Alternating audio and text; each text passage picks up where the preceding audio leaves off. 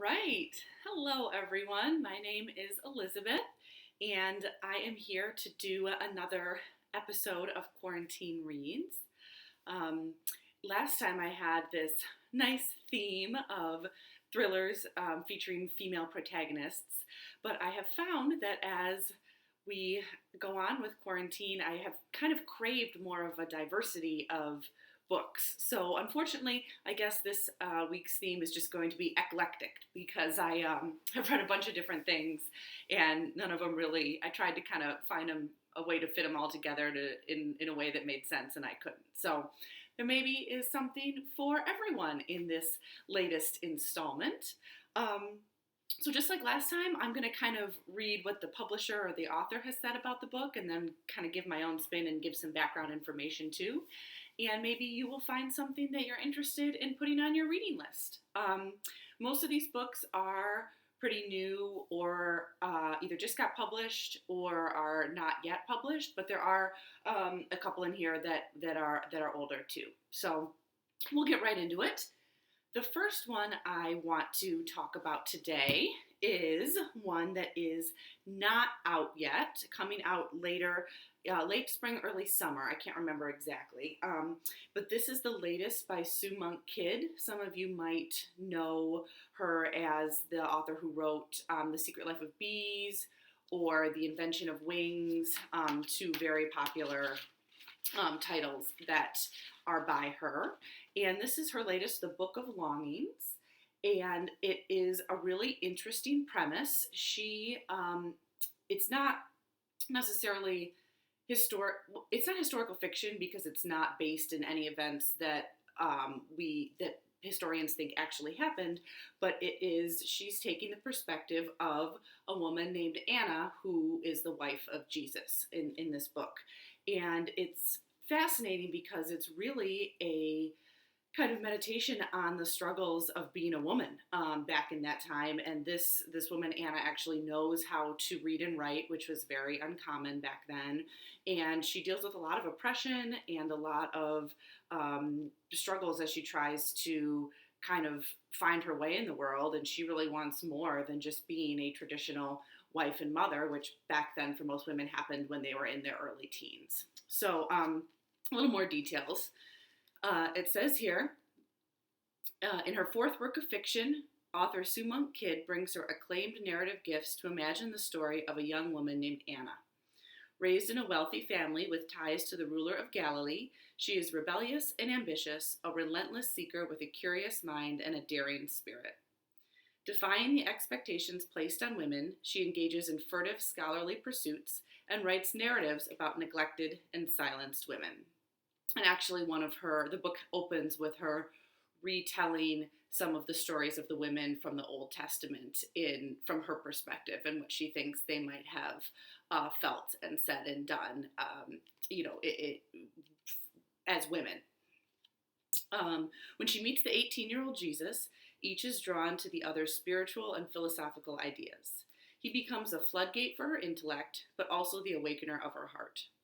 Their marriage unfolds with love and conflict, humor in Nazareth, where Anna lives with Jesus, his brothers, and their mother Mary. Anna's pent-up longings intensify amid the turbulent resistance to the Roman occupation of Israel, partially led by her adopted brother Judas. She is sustained by her fearless aunt, who is searching for her own long-lost daughter, as well as by other women, including her friend Tabitha, who is sold into slavery, and Phasaelis, the shrewd wife of Herod.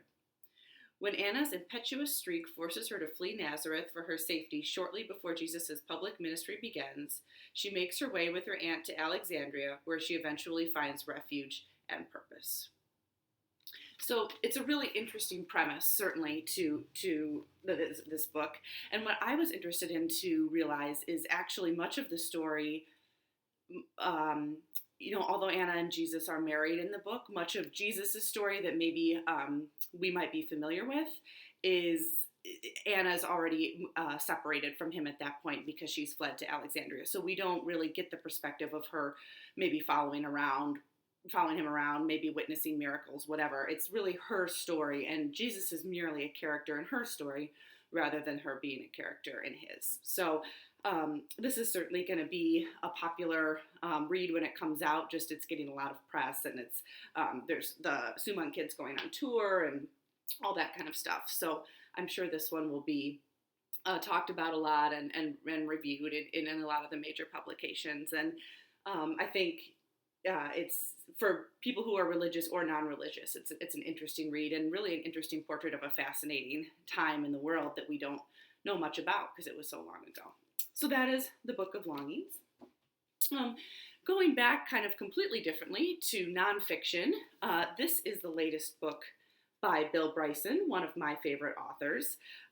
This is called The Body, A Guide for Occupants. And Bill Bryson's nonfiction is so fun to read because there is, it's just he approaches subjects with such an amusing and lighthearted but also factual way. So even things that might be difficult for someone like me to read about that I'm not actually particularly interested in, like physics or chemistry, or when he wrote a book that I really liked on the English language that was kind of actually pretty academic, but he did it so interestingly and with so much humor that I ended up really enjoying it, even though I'm not a linguist. So anyway, this is about the body, and it says, Bill Bryson once again proves himself to be an incomparable companion as he guides us through the human body, how it functions, its remarkable ability to heal itself, and unfortunately the ways it can fail. Full of extraordinary facts, your body made 1 million red blood cells since you started reading this, and irresistible Bryson-esque anecdotes, the body will lead you to a deeper understanding of the miracle that is life in general and you in particular. As Bill Bryson writes, we pass our existence within this wobble of flesh and yet take it almost entirely for granted.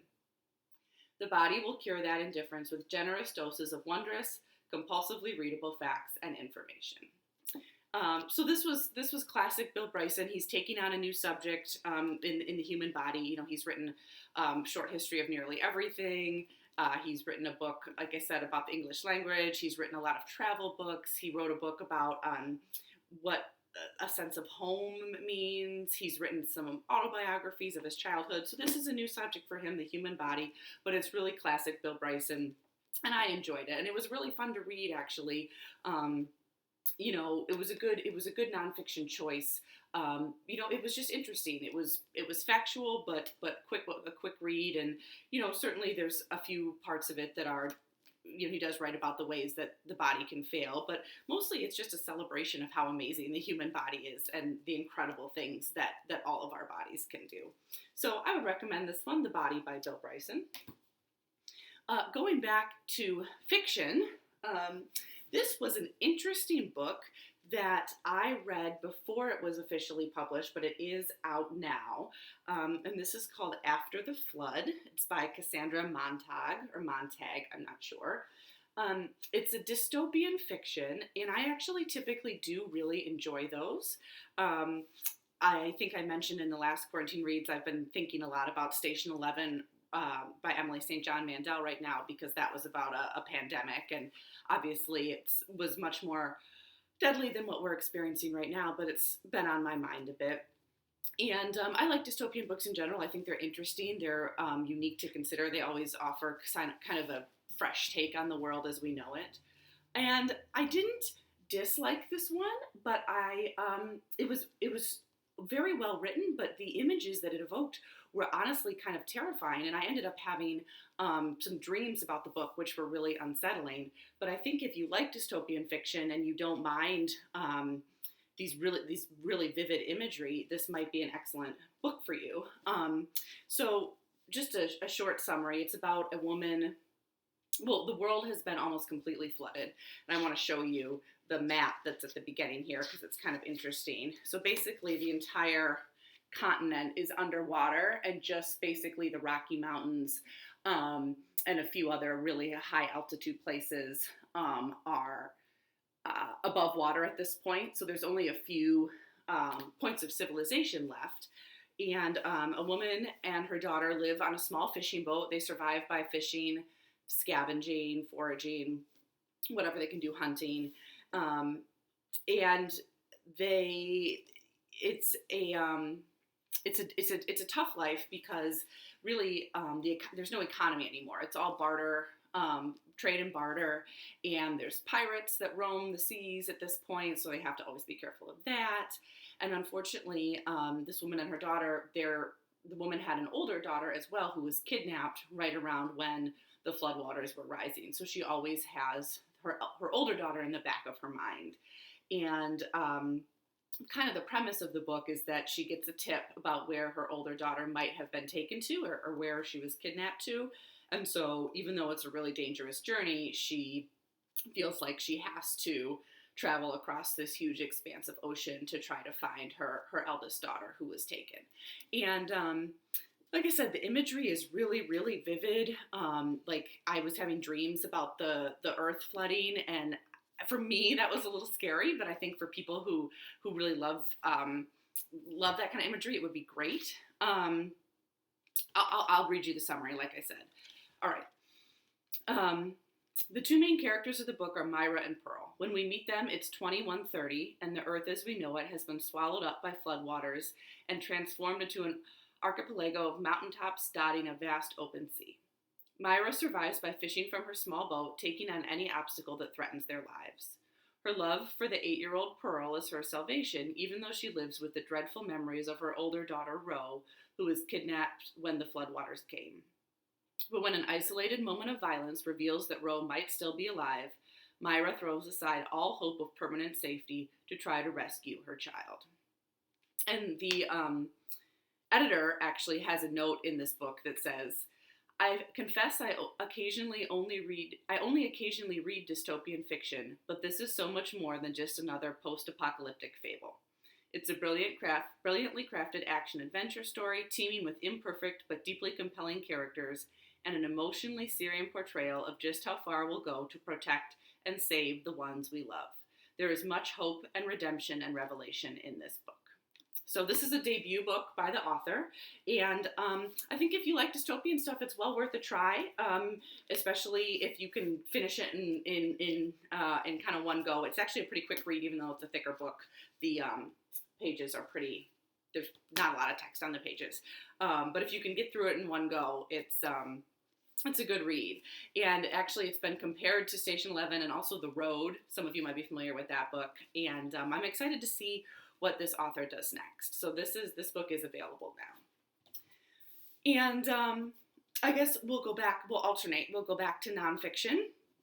My next one, this is an older book. I know I've been saying I'm going to talk most about newer stuff, but this is an older book that was a best book of the year when it came out. It's called Lit by Mary Karr, and she is a professor and a poet who teaches at Syracuse. And I think, I'm double checking right now, I had it, but I want to make sure I say it right. Okay, so it was published in 2009, and it was a best book of the year, and it got a lot of press when it came out. Mary Karr has written several memoirs, and this is just one of them. And I'm not sure why I picked it up. I think it's marketed a little confusingly, because in my opinion, it's really a book about being a mother and what motherhood means and how motherhood changes your life. And it's also a book about her journey to finding spirituality, which she'd always rejected and she does not find until later adulthood. But it's kind of marketed as an addiction memoir because for part of the book, she struggles with alcoholism. But I didn't feel like that was necessarily that was almost a side of the book, and it's really more about her overcoming her crazy childhood in Texas. She was raised in very rural Texas by alcoholic mom and dad who loved her, but just could not keep things together enough. And, she would come home and have to take care of them. And one time her mom shot a hole in the ceiling of their house and all that kind of stuff. So it's kind of about escaping that and her deep love of poetry and wanting to become a poet, but not really knowing how. And just her journey from that life through addiction, but then into becoming a poet and a mother, and into later finding spirituality, which ends up meaning a lot to her. And I don't think you need to be religious to appreciate this book. It's just a really interesting, it touches on a lot of subjects, and it's a really interesting memoir. and certainly one that I think people can find things to relate to. Different people could find different aspects of it to relate to. So I don't know why I picked this up. I think I actually owned it from a while ago and I hadn't gotten around to reading it. And I did read it a couple weeks ago and really ended up enjoying it. And it was a slower read than some of the fiction I've been reading, but it was great. And I just want to read the New York Times book review when it came out. The writer said, "In a gravelly, ground glass, under your heel voice that can take you from laughter to awe in a few sentences, Mary Karr has written the best book about being a woman in America I have read in years." And I think that kind of encapsulates what the book is about more than her addiction, more than her discovering religion, more than her being a mom, more than her overcoming her childhood in Texas. It's about her journey overall. So this is Lit, Mary Karr, an older book, definitely one you can find in paperback and is available. And then the last book that I want to just kind of book talk for you all today is called The Most Fun That We Ever Had.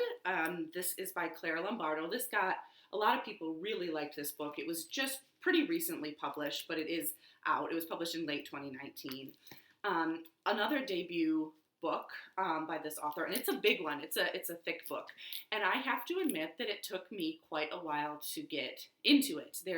It's an unusual story. It's about a wealthy family in Chicago, suburbs of Chicago, with 4 daughters, and there's not hardly any commentary on like current events, or it's not a diverse book. It's kind of hard to believe that this white family never seemed to have encountered a person of a different race or ethnicity, but and the 4 daughters make it a little confusing because I had trouble remembering which daughter was which. They all have kind of regular names and similar personalities. I'm not doing a great job of talking it up, but my point is that it took me a while to get into it, but once I did, I thought it was an interesting story.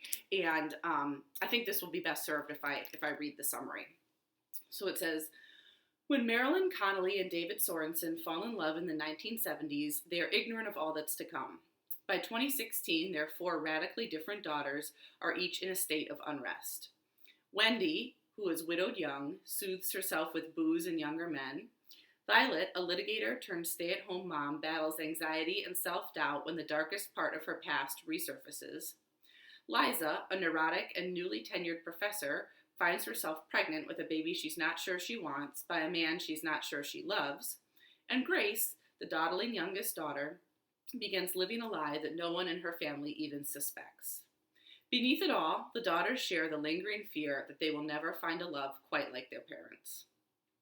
As the novel moves through the single tumultuous year following the arrival of Jonah Bent, given up in a closed adoption by one of the daughters 15 years before, we are shown the rich and varied tapestry of the Sorensens' past, years marred by troubled adolescence, infidelity, and resentment, but also the transcendent moments of joy that make everything else worthwhile. Spanning nearly half a century and set against the quintessential American backdrop of Chicago and its prospering suburbs, Claire Lombardo's debut explores the triumphs and burdens of love, the fraught tethers of parenthood and sisterhood, and the baffling mixture of affection, resistance, and submission we feel for those closest to us. So it's definitely, it's a fascinating read, and it's a fascinating portrait of a family. It's not a spoiler to say that the book kind of kicks off by the second oldest daughter's, the son. She had a son that she gave up for closed adoption 15 years before, and he re-enters all of their lives, which is sort of the kickoff for the whole book, and things go from there. But we also get look backs at the parents of the 4 daughters and how they met and their life in the 70s and 80s, and all the daughters are really envious of their seemingly perfect marriage. And at one point, I think the mother thinks to herself, you know, don't they realize that this took work? Like it didn't come easy for us to have this relationship that now seems so enviable. So it's an interesting book. I was telling my partner, I wish that they would write more books just about happy families, because I think those are, I would like to read more of those, but I guess happy families don't always make such a good story.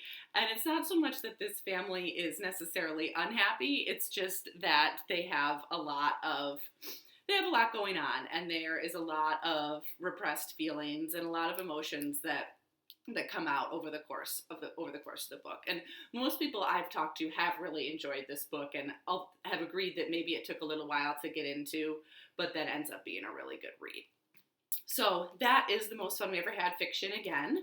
And that is what I have to share with you. So I will just kind of hold them up one more time so you can get a look. This was Lit, the memoir by Mary Karr. And we had After the Flood, which was the dystopian fiction book. This was the newest Bill Bryson, The Body. And The Book of Longings by Sue Monk Kidd, about the imagined wife of Jesus. So that's what I've been reading lately, and if some of these books aren't available yet, they will be later this spring or summer, so you'll be able to put those on hold or buy them if you wish and give them a read. And I hope everyone has read some good books themselves while we've all been staying home and staying safe. So thanks for tuning in, and have a great rest of your day.